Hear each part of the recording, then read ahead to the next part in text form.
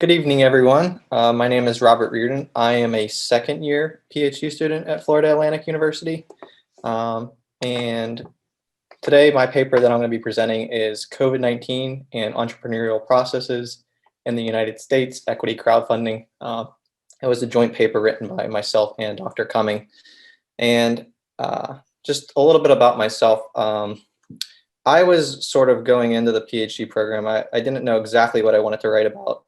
But I knew that I liked anything that deals with the individual investor or the common investor. And so that could be microcredit, entrepreneurial finance, especially equity crowdfunding, which is sort of a thing, an area that I barely knew about, but not to the extent that I do now. And I'll sort of take you through how this paper came together, how the topic has evolved over time, and sort of what we're doing with it, and what we might be doing next with it. I think the biggest, one of the biggest questions I had going into the program, especially in my first year, was how do you get started on that first paper? We've all written papers before, but the first research paper, like how does that idea come into place? How do you really get started writing the paper, getting the data, knowing how to write a quality paper right from the start. And so I'll show you also how I sort of overcame that challenge. So in general, what is equity crowdfunding? It's a fast, cost-efficient way for entrepreneurs to raise capital through an internet portal by pulling money from investors of all kinds. Crowdfunding as a whole is a larger category. It could be like a GoFundMe where you are raising money for anything. Whereas equity crowdfunding, it's companies raising money for their company. And so these investors are giving money to the business in exchange for ownership share or debt instrument in the hope that they can earn significant returns if the business succeeds. So for example, if I'm an entrepreneur and I have a business idea, let's say I want to open up a restaurant and I need to raise capital, one way I could do it is through equity crowdfunding. I could coordinate with one of these platforms or portals to list my company, my funding goals, give a description about myself, and some more information along those lines. And then we would pull from investors of any kind. It's not just, qualified investors. It's equity crowdfunding is ideally designed to be anyone has the opportunity to invest in this company. And in doing so, if my company is successful, years down the road, I might exit via an IPO or an acquisition from another company, and investors will get a large gain from their returns in that situation. Equity crowdfunding as a whole sort of started around 2012 to 2017 in Europe and Australia. And then it wasn't until later that it really came into being in the United States. In about 2015, it was signed, allowing by the Jobs Act, allowing for all types of investors to be able to invest in the U.S. So that was the topic, and now the data. We knew that there was this data set that existed as part of that Jobs Act. All the equity crowdfunding campaigns have to file to the Securities and Exchange Commission in the U.S., who would then aggregate their crowdfunding offerings and sort of provide this data set that anyone could access. So we knew about this data set and how it existed. No one has really written papers about it before, so we wanted to get in there and be some of the first to write papers about this. So the first thing we did with the data was just sort of track equity crowdfunding amount raised over time. And we see that it's a majorly increasing trend that seems to be almost exacerbated by COVID-19, where you see an even sharper increase during the COVID-19 period. Another way we could have looked at it is the number of campaigns that are happening. So instead of this previous slide, we're looking at amount raised over time. Another way to look at it is the number of new campaigns that are coming into place. So you see there's also an increase of new campaigns that are coming in during these periods as well. So the next step was it's not simply enough to write a paper just on the fact that there's increase in equity crowdfunding and maybe it's helped by COVID. We needed something more dynamic to contribute to the paper. So then we start looking at it by different states. And so this is a state heat map. So basically the aggregate totals of equity crowdfunding raised in each of the different states I've mapped out here. And the darker the shade of the blue, the more they raised. So for example, California raises the most. Texas, New York follow behind it. Florida as well is a pretty big raiser of equity crowdfunding. And just sort of being interested in Florida, since that is our state, we tried to look a little bit more deeply at Florida. And what we noticed is that Florida, especially during the COVID period, has this dramatic rise in equity crowdfunding, whereas a state like New York actually sort of flatlines or declines. And this is in terms of number of campaigns. So then we wanted to go a step farther. Why might this be happening during the COVID time? Why might there be this changing dynamic between different states? So we just sort of looked at some different, news outlet type things on Florida and the Florida market as a whole. And there was a recent report that found that venture capital market inflows have grown tremendously in Florida as well. So there's this overarching move of business to Florida. Maybe it's because of the tax climate. Florida ranks fourth after Wyoming, South Dakota, and Alaska as the friendliest business state in the country. But that's, for the most part, been existing over the entire sample period. So it might not just be that. So then we thought the obvious next step would be, well, there's probably a movement of people that is driving this. And so unfortunately, the net migration data that it would exist that ideally you would use to do this wasn't available, at least for the sample period, because we're talking about a very recent period of time. But we did find information that sort of proves this point in that the number of New Yorkers exchanging their driver's license for Florida is up 32% over about 3/4 of a year period versus the same period in the prior year. And then we thought, okay, so we had this sort of aha moment where we know that COVID brought about a change, a movement in people. And so what kind of people? Well, one way to determine what kind of people would be the influence of housing sales. So the highest priced homes had a huge increase in price in Florida during the COVID time period. So it's not just, it's COVID bringing about this change in the movement of people, but not just any people. It seems to be wealthier, entrepreneurial type people who are then going to be starting their businesses in Florida, as opposed to maybe New York, where they would traditionally have done it. And that explains sort of the rise of Florida. So taking this, we sort of developed the theory behind this sort of concept of using housing prices during COVID and how that impacts equity crowdfunding activity. And using some previous studies, so sort of backfilling to get the literature review, we found that housing markets involve illiquid equity investments in one's home. So you could say that that's basically opportunistically the same type of illiquid investment as equity crowdfunding, since and furthermore, housing investments are increasingly long-term.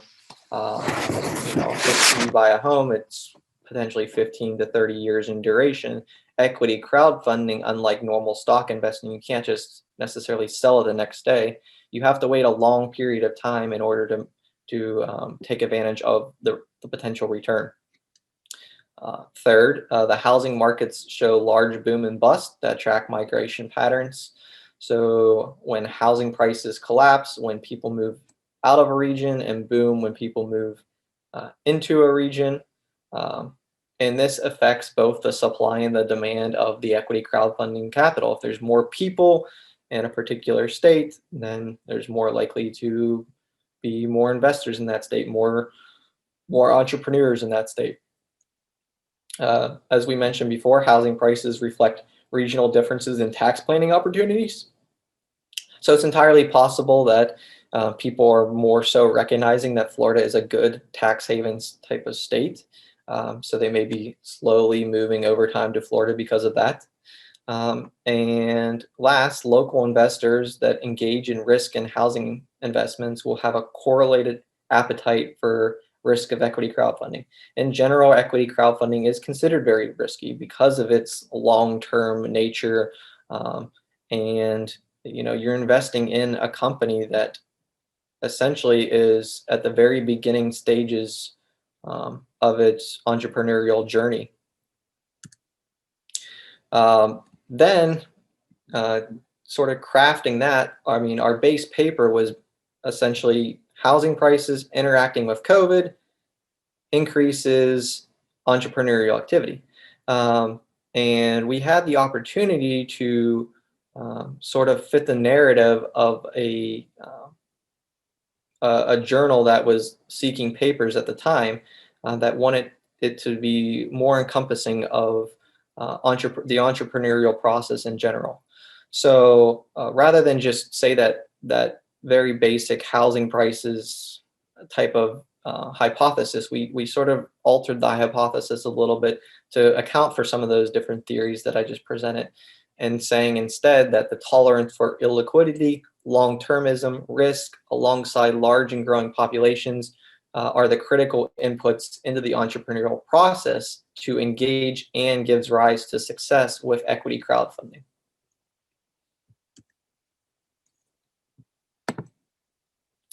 The next thing we did was sort of looked pre-COVID, post-COVID, just ran a couple of different t-tests to say the amount raised pre-COVID, 425,000 on average, increased to 1,553,000. That's a 265% gain, so a huge gain in amount raised. So when you do a t-test like this, it's a pretty obvious, you're pretty obviously going to get out a significance level, but it's something to do as part of a summary type statistic. Similarly, for a number of campaigns, we see about 134% rise pre to post COVID. Housing price index has a 13% rise, and GDP, which we're going to use as a control, this is real GDP adjusted for inflation, actually declined slightly over that period. But it makes for a good control because it's the amount of output in different states during this period. You would think that entrepreneurial activity would align with that to some extent, but it's going to make for a good control to really say that it's not our results are not being driven by an overall increase in the GDP in a particular state. So just looking at real quickly the regression results, just to add sort of, you see this figure, what does it mean? It means that when HPI increases by 1 standard deviation, comparing before and after COVID, the amount raised in a particular state in quarter combination is $928,565 higher, holding all the other variables constant. And that's our main overall result. What we want to do is just provide a couple of different robustness checks to basically make sure that we're not doing anything tricky with the data, or there wasn't anything driving it that wasn't obviously available in the original regression. So one of the things is, remembering back to that map I showed earlier, is that California, New York, and Texas were all states with high equity crowdfunding totals. So one of the things we did was we reran the regressions excluding those states to make sure the results hold, and they did. As you see, the significance stayed across those other results as well. The other thing we wanted to do is look at, well, and maybe which HPI increases, or which states with the highest or lowest HPI does the effect happen the most in. So just to look at that graphically, basically bottom to top HPI, the states with the larger HPI increased more than they did the lower HPI states. That's just a graphical representation of our results. So the conclusion is that housing prices are a strong predictor of regional and time series differences and the number of crowdfunded opportunities and success with crowdfunding in terms of the capital raised. I'll leave the slide up here for questions. If you want to take out your phone and scan this QR code, or on an internet search for the FAU Equity Crowdfunding Tracker, you can actually access the data, all the graphs I showed here today, and do some interactive things to investigate it for yourself. So I'll leave it up here for questions. My question about definition was, so crowdfunding is a small IPO held not at the exchange, right? So is it safe to work under this definition? And what does except for the size, what does make crowdfunding different from an IPO? So equity crowdfunding is companies that are private in general. So they haven't IPO'd yet. They're not publicly available for trading, but they are open to investors when they launch a campaign. So you have these campaign sort of times. So like if I'm an entrepreneur, I have a company, I may open up this window for people to come in and invest. But that window may close once I get all the investors in, and then it may be 10 years down the line before my company either goes bankrupt or does go IPO and becomes a publicly traded company at that point, or is taken over by another one. Does the company disclose more at crowdfunding, or they say, do they publish reports? Or compared to an IPO disclosure, it's very, very limited compared to the amount of information that would be disclosed during an IPO time. These companies, some of the things that they provide are, who the CEO is, some very, very brief financial data like net income and revenue over the past year or so, what type of security they're issuing, how long they may have existed, how many employees they may have. There is quite a bit of data, but it's very limited, especially compared to the amount of knowledge you would have about a company that is about to IPO in the market. But this is just to say that a company can do equity crowdfunding and then later IPO. So is it more close to a type of series financing, but with unrestricted by investor size and type? Yes, exactly. This literature goes sort of hand in hand with venture capital in a lot of ways. So can the companies themselves filter the investors, or do they make a public offer and anyone who likes and who has a threshold amount of money can invest in such companies? It would be the second of what you're saying. So anyone can, when they open it up for equity crowdfunding, anyone can invest. Whereas venture capital, it's the venture capital firms that are investing. It's a much higher level of investor. Whereas equity crowdfunding the idea is to pull from all different types of people, and small dollar amounts compared to venture capital as well. The main, Yep, go yeah, ahead. and the main name in crowdfunding is Kickstarter, right? But are there any other platforms that are making use which we're not, excuse me, which are less familiar? So is it Kickstarter or is it also something else? So Kickstarter is primarily regular crowdfunding, meaning projects of people that are not, seeking equity in their company. As far as equity crowdfunding in the U.S., some of the biggest ones are WeFunder and Republic, Seed Invest. But there's different platforms for different countries. So for the most part, those U.S. platforms are particular to the U.S., whereas there's many more platforms in the different countries in Europe who have, equity crowdfunding markets that are very comparable to the U.S. in size. Okay. Douglas, would you say a few words about the volume that you published on crowdfunding, or save it for later? Well, I guess super brief because I'm a little bit worried about time. We have a recent textbook on crowdfunding that we use for a course. We have a brand new course that we created at FAU on crowdfunding that's for undergraduate and graduate students. And it's quite a fun area. FinTech is how things are evolving. It's becoming huge area. Crowdfunding is one component of FinTech, but FinTech is growing to be one of the most important areas in finance. We have students can now do a minor in FinTech at FAU. It's one of the things that we're really pushing as part of our agenda at FAU. The dean's really big on it. Good. Yeah, and I heard Miami, for the reasons that Robert have mentioned in the paper,